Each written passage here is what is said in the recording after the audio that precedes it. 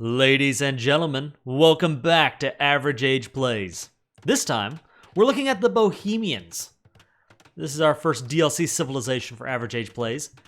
And much like the Aztec back in episode 1, the Bohemians are a somewhat complex civilization.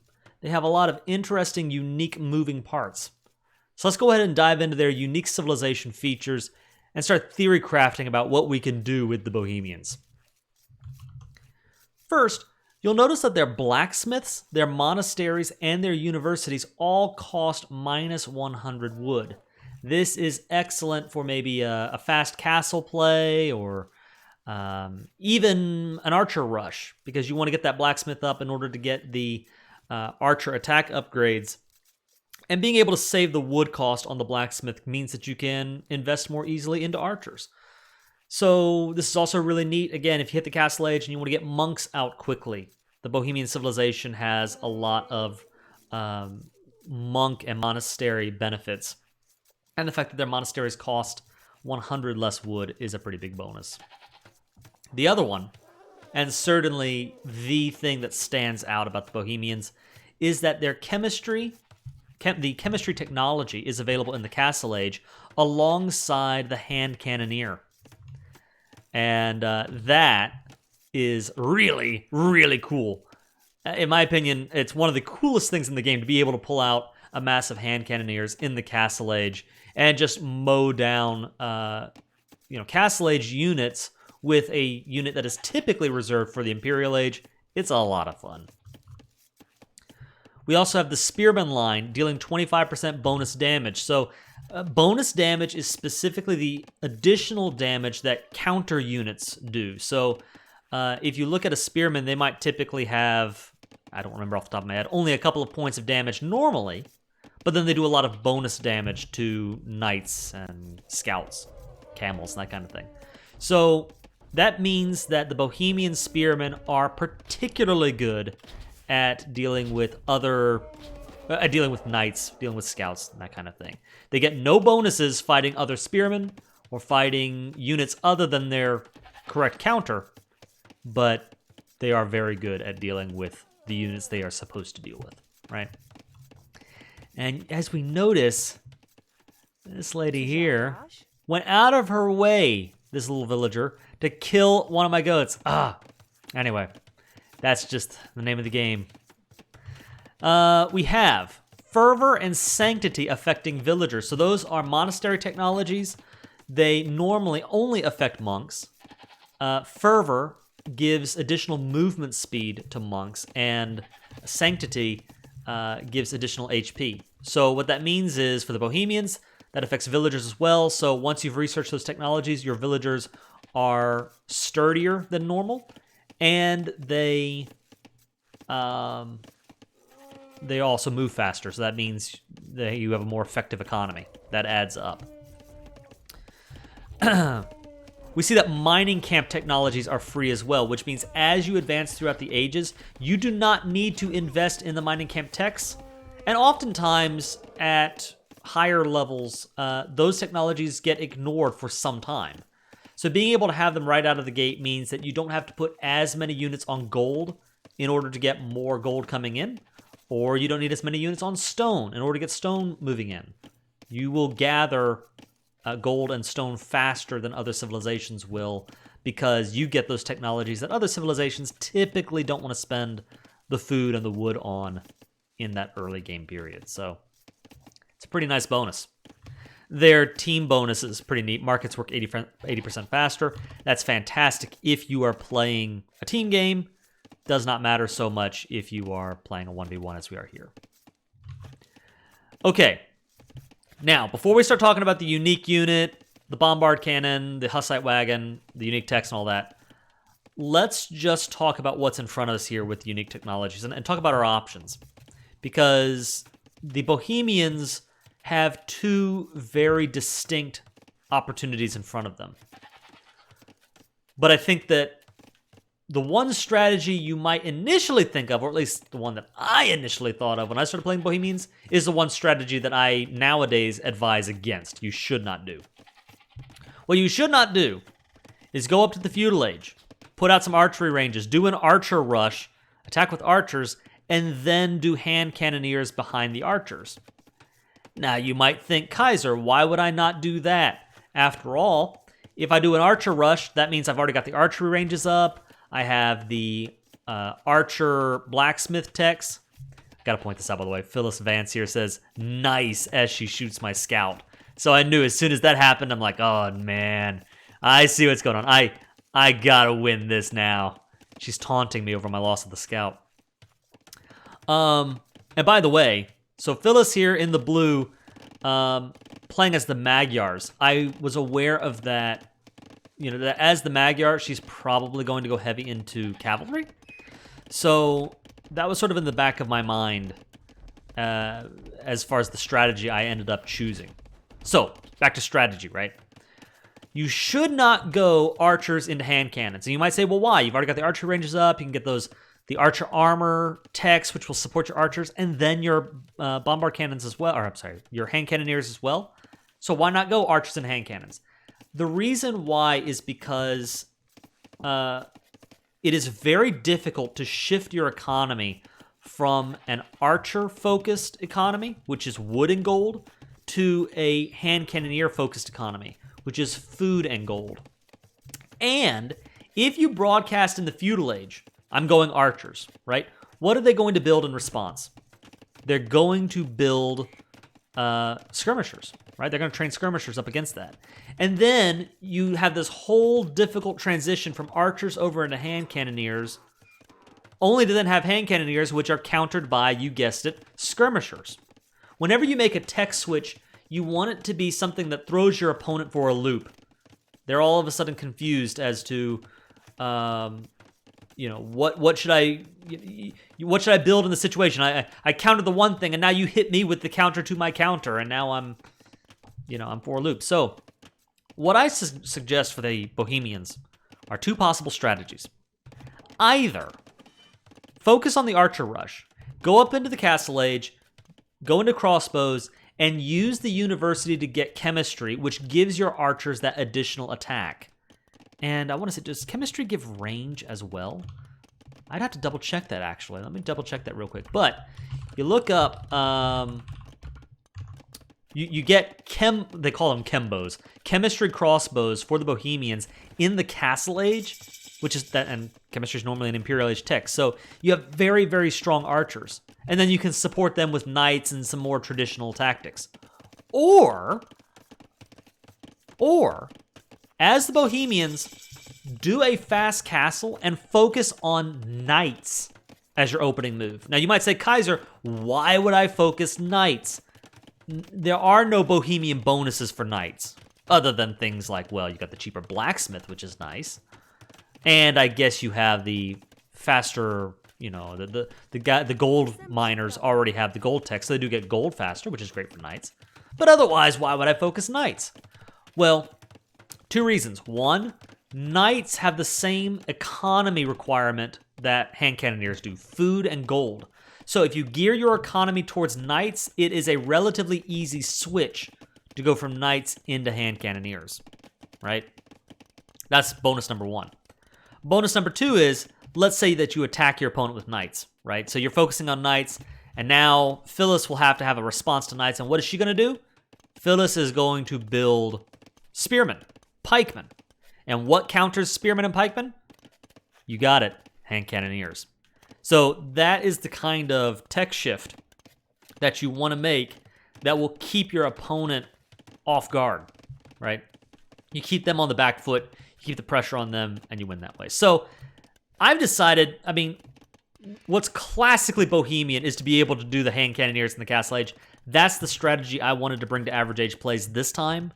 I absolutely could have done the chembos instead, but I think that hand cannoneers are more exciting and more fun. So what we've done is I have put a priority on walling up, making sure that Phyllis cannot get in and attack me. And behind these walls, I've focused on putting out some spearmen. I absolutely expect to be attacked by Magyar scouts. That is a typical Magyar play. And I want to take advantage of that Bohemian 25% bonus attack damage. So my spearmen will do even more damage to scouts than normal if Phyllis decides to attack. And sure enough, here they come. And as soon as I saw this, I hit Castle Age, and I saw scouts, and I started cackling. Why? A couple of things. Well, I've got the spearmen that are going to make short work of these scouts. That part's going to be fantastic. And actually, I do have to say, they ended up actually taking out my spearmen. So they did do more damage than they would have otherwise, but maybe not as much as they could have. However, I've already got a knight out. I have more spearmen coming in. The scouts are separated, so it's just a bad time to be a Magyar scout. That worked really well, and that Bohemian bonus helped out. So, anyway, so I've just hit the Castle Age, and my focus is on putting out some knight pressure early on. I want to hit Phyllis with knights to do damage, but also to kind of put that fear of cavalry in her head so that she commits and hopefully overcommits to spearmen. I'm sorry, yeah, spearmen, pikemen, anti-cavalry options. And what do...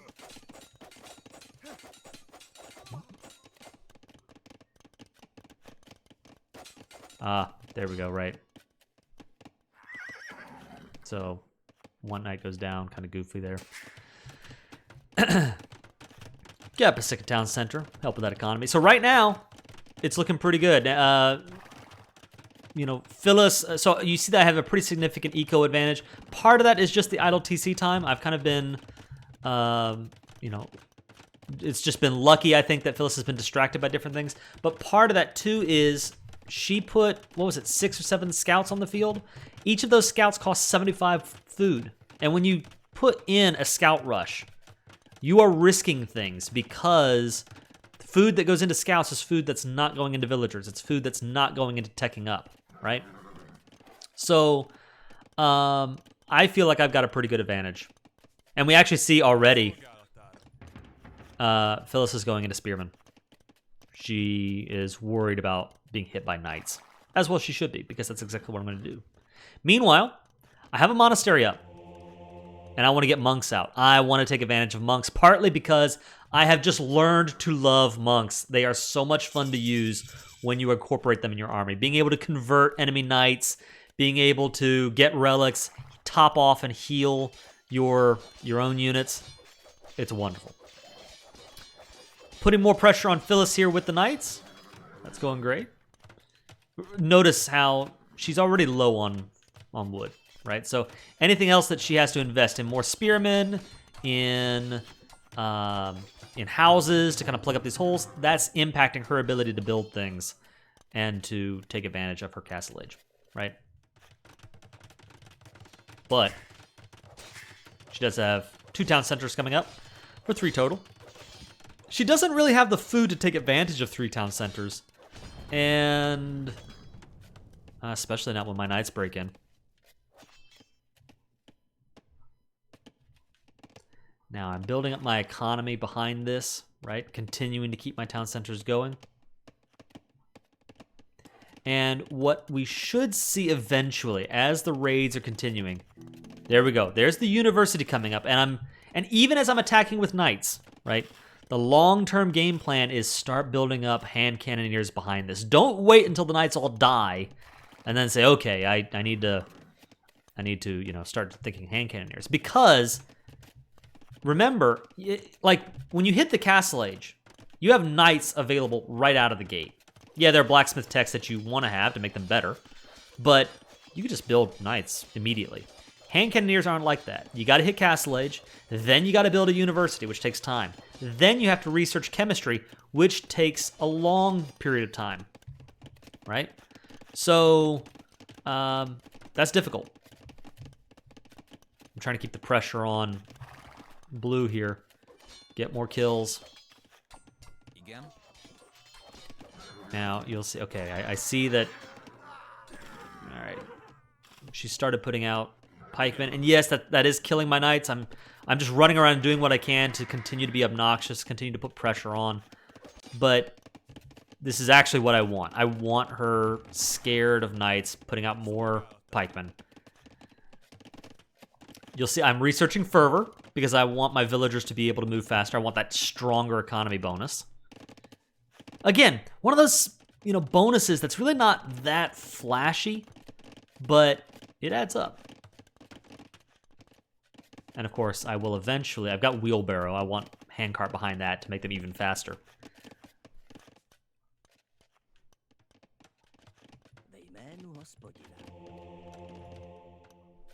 Yeah, here we go.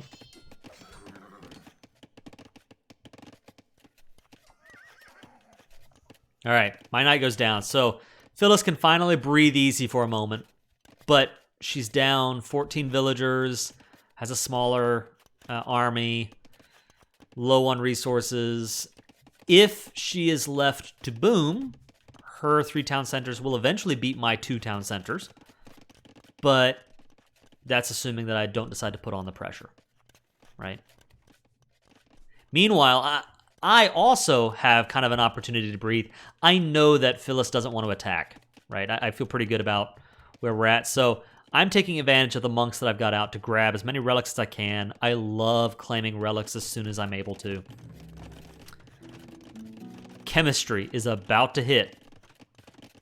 I've got a lot of villagers on food. And I'm going to need to put more on gold, but you'll see I have a lot of gold in the bank. Boom.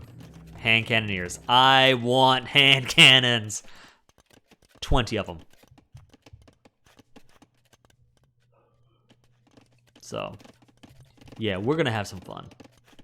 Now, while we're sort of making this tech shift, and I could have put some knights out, by the way, and kept the pressure up, but I felt pretty happy with where I was at, so I'm taking advantage of this moment to breathe, get those relics for more gold, right? And while we're queuing up the musketeers, or the hand cannoneers, right? Let's talk a little bit about their unique technologies and their unique units. So we have for the Bohemians. Out of the castle, we have the Hussite Wagon. And the Hussite Wagon is a really cool, unique unit. Think a siege ram, right? It has a good all-around attack. I don't know that it has any bonuses versus buildings per se. I wouldn't consider it an anti-building unit. But it has a formidable, just all-around attack. It has a lot of pierce armor. So it's great if you're going up against archers or skirmishers because the Hussite Wagon will just absorb all of those hits very effectively. Now, by the way, what I think Phyllis is doing here is sending out pikemen to kind of scout, right? She wants me to attack the pikemen to kind of see what units do I have. So, if I remember correctly, let me see if I think it would be a mistake to attack the pikemen with the hand cannons. Why? I mean, sure, they destroy that pikeman, but the pikeman's not really a threat, and I don't want to give away to her what I'm doing. But she does kill my monk, I do believe. Yeah, no, that's what I ended up doing. I remember now. I need to save this monk. I don't want to lose the monk, and so I end up killing the pikeman with the hand cannons. Obviously, he went down easy, but if Phyllis was paying attention, now she knows I have hand cannons, and she can start planning a response to that. Notice how Phyllis has also taken the eco lead. That's the power of 3 town centers. I got to give her credit for that. Having 3 TCs, can really bring you back into a game if your opponent, even with a good raid, if he's only got 2 town centers, that adds up. Anyway, but I'm ready to go on the offense. So the Hussite Wagon, it's really great, not just for absorbing pierce damage, but also they have a special unique function where units behind the Hussite War Wagon actually take reduced damage as well. So let's say that I'm fighting archers and I have my hand cannons and the archers are shooting over the war wagon to get at my hand cannoneers. Well, boom, he goes down. So, even then, my hand cannoneers would be taking reduced damage because they're using the Hussite Wagon in front of them. It's a really cool effect, and it's good to throw down a Hussite Wagon or two.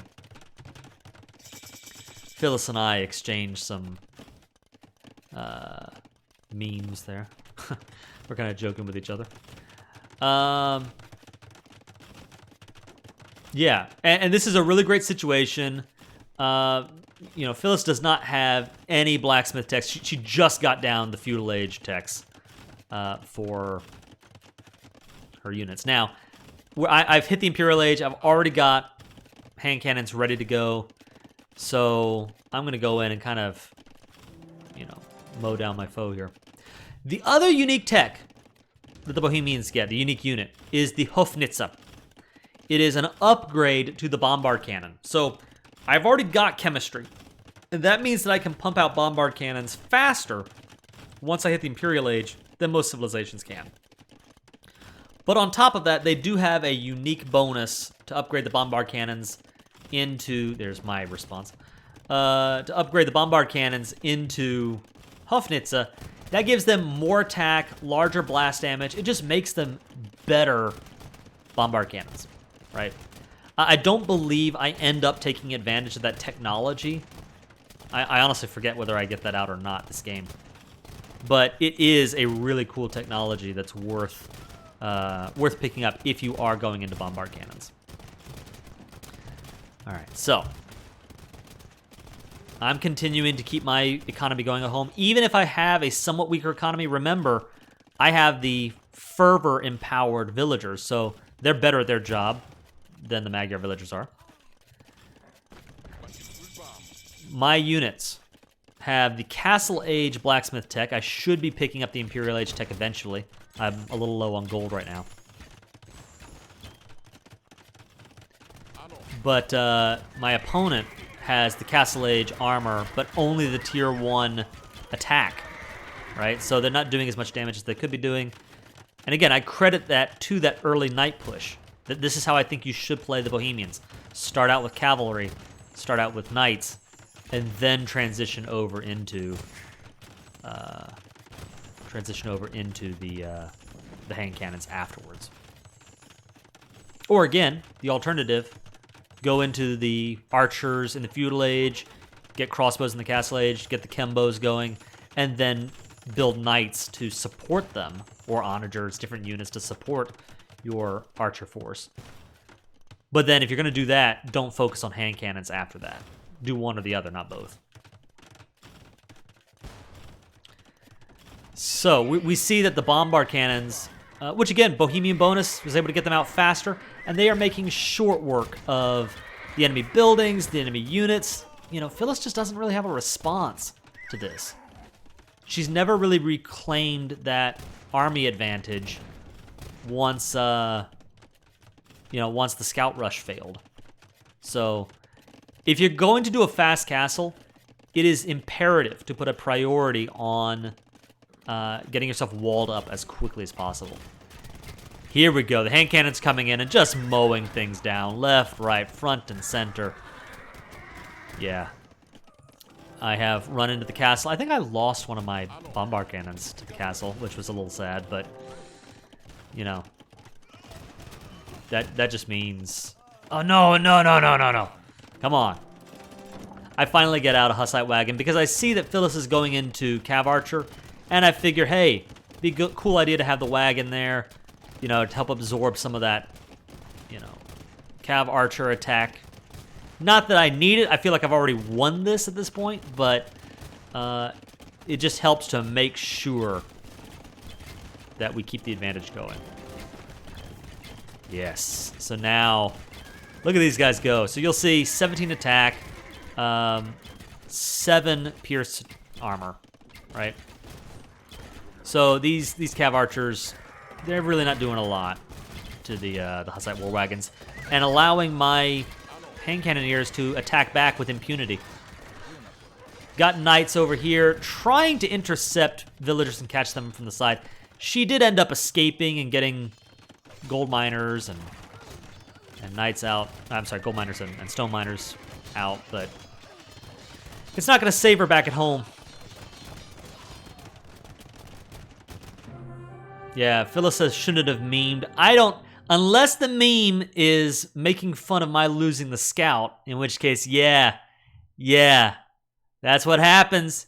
You make fun of the Kaiser, you get the horns. Anyway, that is the average age plays for the Bohemians. A really, really great unit, great situation there. Good showcase for them. Never did get the Hoofnitze. Again, that's really cool. It's a very fun siege unit to play with. But otherwise, this shows off how you can play the Bohemians. Focus on getting into the Castle Age because they don't have much in the way of early game Feudal Age bonuses. That's the difficulty with the Bohemians. You need to survive into the Castle Age and the Imperial Age where your bonuses really come alive. So I encourage you to focus on walling up. Use your Spearmen. That's probably your main benefit, is if you're up against a cavalry civilization, make sure to take advantage of that Spearman bonus. The anti-cav damage is boosted for the Bohemians. Take advantage of that. Otherwise, wall up, survive into the Castle Age. Either go cav into hand cannons or go archers in the Feudal Age. Archers into crossbows, into chembows, into whatever else you need from there to support your archer horde and win the game that way. Bring in bombard cannons, bring in war wagons as they are available, and as they make sense. So you have a lot of options against a lot of different foes with the Bohemians. They are a really cool civilization, but a difficult one, a complex one. We never even got to talk about the unique technologies. So let me hit you with those real quick. In the Castle Age, you get Wagenburg tactics, which make your gunpowder units move faster. I picked that up in this game. They help make your bombard cannons, your war wagons, your hand cannoneers, they all move faster. It's a great tech. In the Imperial Age, you get, I think it's Hussite Reforms is the name of it. I don't remember. Yes, Hussite Reforms. Monks and monastery upgrades don't cost gold. Instead, they cost additional food. So you get trash monks. That is pretty cool, maybe, but a very difficult technology to use. I would not plan around that unless you have some strange late game arena strategy. For me, like this game, I only put out, 3 or 4 monks. They're neat if you're going up against knights. Maybe if you're in the Imperial Age and you want to bring in loads of of monks in order to counter a knight army, that's an option. But I wouldn't put a priority on it if you're going for that Castle Age early Imperial aggression. It's nice to have in the back pocket, though. Anyway, I think that covers it for the Bohemians. Again, leave a comment as to your experience with the Bohemians, the strategies you like to use, the strategies you like to use against the Bohemians. How do you beat these guys? I do think they have their weaknesses, but share with me what you think. Anyway, that covers it for this series, or for this game. This is the Iron Kaiser, along with the Bohemians, signing out.